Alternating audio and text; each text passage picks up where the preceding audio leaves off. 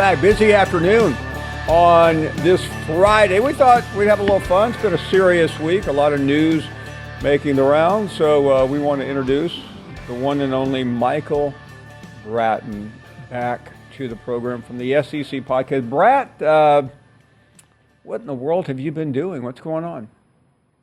Hey, Paul, thanks for having me. And maybe the off season, but as long as Alabama's losing assistant coaches seemingly every week, I got a lot to talk about over here, Paul, so I'm doing good. Yeah, I don't want to act like I don't pay attention, but sometimes you get distracted. But then I hear from my Alabama friends, what's up with Brad? Why does he hate us so much? So let's first of all talk about what you've said about Alabama recently before we go in for the kill. Right. Well, I got to be honest with you, Paul. I was jumping on the bandwagon. I like the hire of Kalen DeBoer. I thought, just looking at his resume, talking to people in the coaching industry, this is top 5 coach in all of college football. There's nothing on his resume that doesn't say he's an excellent football coach. So, I realize they've lost some players, but still, what he has, he's got a top 10 roster. I thought Alabama, they're going to be fine, national championship contender. But the fact that he's lost his offensive coordinator, offensive line coach, he tried to hire a linebackers coach at the 11th hour, went to Tennessee. I mean, this does not speak of a coach that is in full command down there in Tuscaloosa. And, we can't write him off before the first spring practice or anything, Paul, but I'm beginning to waver on my confidence on what Kalen DeBoer will do down there at Alabama. Yeah, and, some Alabama fans, as I'm sure you know, push back and say, well, DeBoer's the offensive genius. True or not, Ryan Grubb's been part of this system for a very long time, and the offensive line coach put together one of the best offensive lines in the country. So while you were high, 3 or 4 weeks ago, you were always high, but I'm talking about on the Crimson Tide. Where are you now? Well, I still think they're going to be very good, Paul. And I've said this before. I've said it on Jocks Network here about a week or two ago. I think Kalen DeBoer will probably win a national championship in the first 2 or 3 seasons that he's down there at Alabama. But if he doesn't, Paul, I think he's going to be gone. So it's going to be boom or bust for me because with the talent he's inherited, again, with his resume, I think this is a lethal combination. But the future of Alabama, he's not going to be able to recruit to the level Nick Saban did. They don't get that Saban bump now in the NIL world. So I'm not feeling optimistic about the future of Alabama, but for now, I think Alabama is in position to win big. So what would you say the first season looks like? I mean, he's got to go at least 10-2, 11-1, I think, to kind of calm the waters. If he goes 8-4, I don't think he makes year 3. I don't even know if he makes year 2 at 8-4, Paul. So surely they won't pull the plug that quickly. But Michael, I don't want to go Mike Griffith on you here, but but I mean, are you serious? With the talent he's got, Paul, I mean, who's going to beat him? I think Georgia. I mean, that's fair to say maybe Georgia can beat him, but that game is in Tuscaloosa. At Tennessee, are Alabama fans worried about Josh Heupel in Tennessee? Of course, they did lose last time they went to Neyland Stadium, but I think they would say no. LSU, it is at LSU. Aside from those games, what games is Alabama going to lose? And, these are the games that Alabama fans expect to win. So, no, I think he should be winning 10, 11 games right out the gate. He said it the other day. We nearly won the national championship at Washington. We nearly won the national championship here in Tuscaloosa. Let's join forces. Let's do it. Well, talk is cheap. Put it on the field. You got to win 10 or 11 games for me, I think. Now, I don't really understand that, and I don't want to act like I've never been there before, okay? I spent most of my life watching Alabama football from very close range, but I don't really understand in the world. We had Hayes on the other day, said the very same thing. Obviously listening to your podcast, but why in the age of the playoff, which we're now in, the 12-team playoff, why do you have to go 11-1?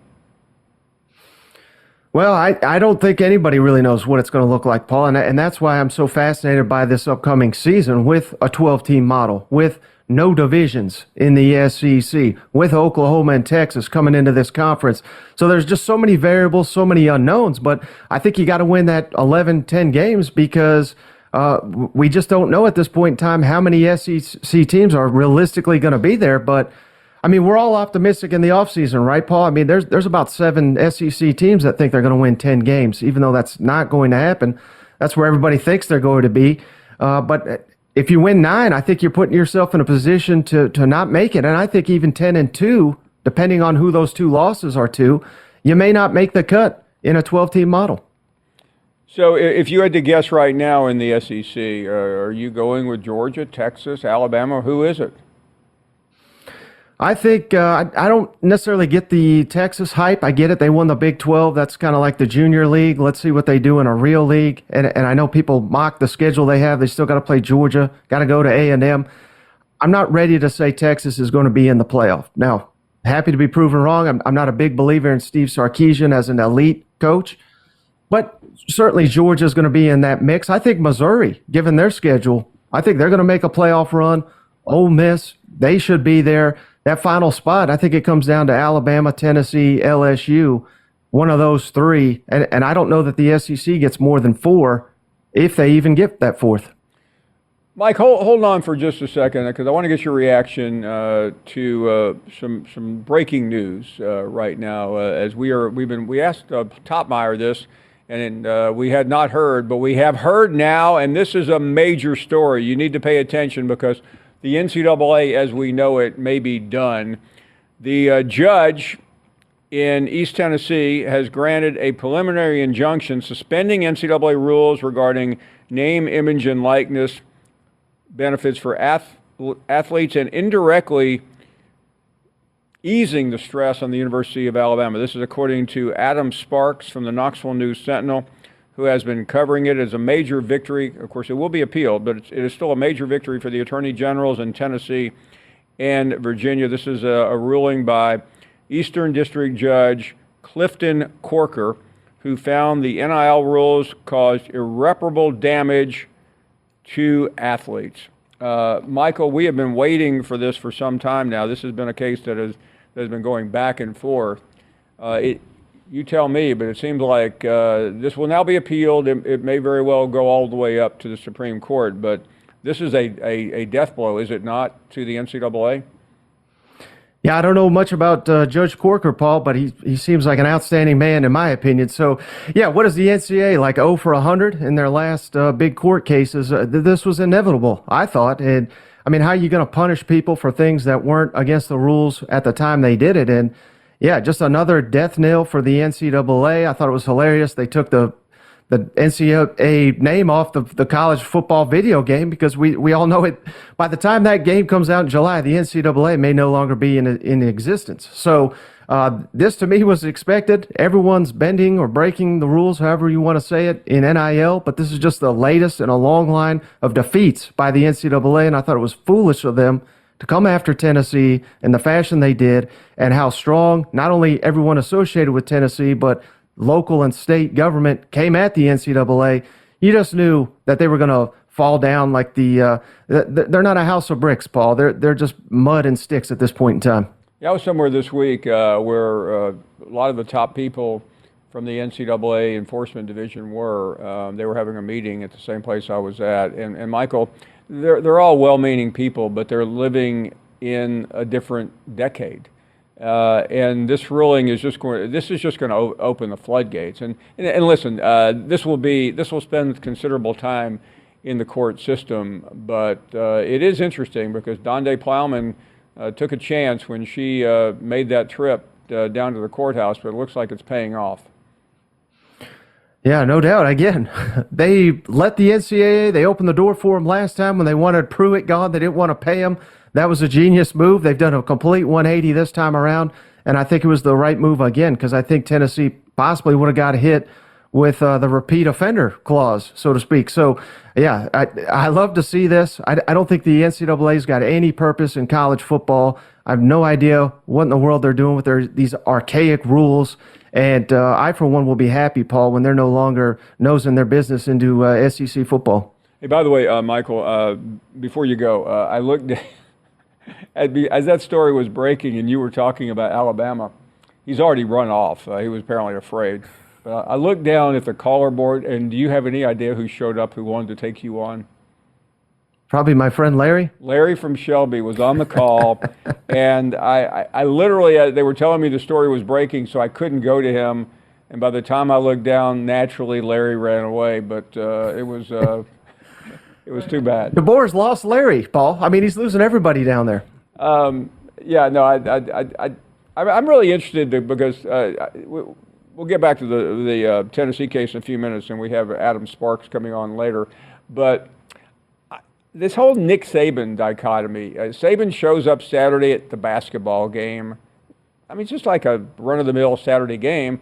I mean, everybody's going crazy. And then he has his dinner on Monday night, and he once again is the center of attention. And, I mean, I don't know what you think, but every time, I mean, this idea that Nick Saban is going to be an advisor, I think, doesn't make a lot of sense, does it? Because he's just going to suck the oxygen and the interest and everything out of the room.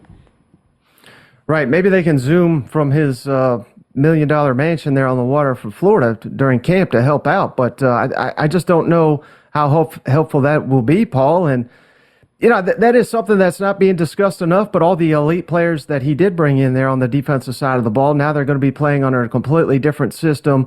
They ruined the chance to retain T-Rob that maybe could have alleviated some of those concerns, but this is going to be a new era. I think it's going to be, you know, kind of what we see at Ole Miss under Lane Kiffin, Tennessee under Josh Heupel, high-scoring, poor defense. I don't know how fired up Alabama fans will be for that. Kirby Smart obviously going a different direction. I hate to interrupt, Michael. We have another breaking story here. Are you there, caller? Yeah, baby. You're on with the Brad. What's up, Larry? Hey, what's up, Brad? How's it going? Hey, doing good, man. I went through that 100. I need some more money, man. Come on, talk some trash now. Let's talk it now. What you on bet? Come on, baby. I still ain't got my beer, but I know you can't mail that. We need to get together one Larry, day. He just said a minute ago that he thought the Alabama situation, that they conceivably could get rid of DeBoer after 1 year. I don't believe that. You're saying that the Alabama fans wouldn't get fired up. What you talking about, man? Fired up. They firing my ass right now. Woo! I'm ready to do it, man. I tell you what, boy, you just misjudged. We some badass fans. We the baddest fans on the planet, Jack. I mean, Mars would be scared of us. We are the baddest. You talking that trash about all that, man? Come on, put some money up, baby. Put some money up. 100 again? You want your 100 back? Absolutely. What do we bet? How about $100? Georgia beats Alabama in Tuscaloosa by 10 points.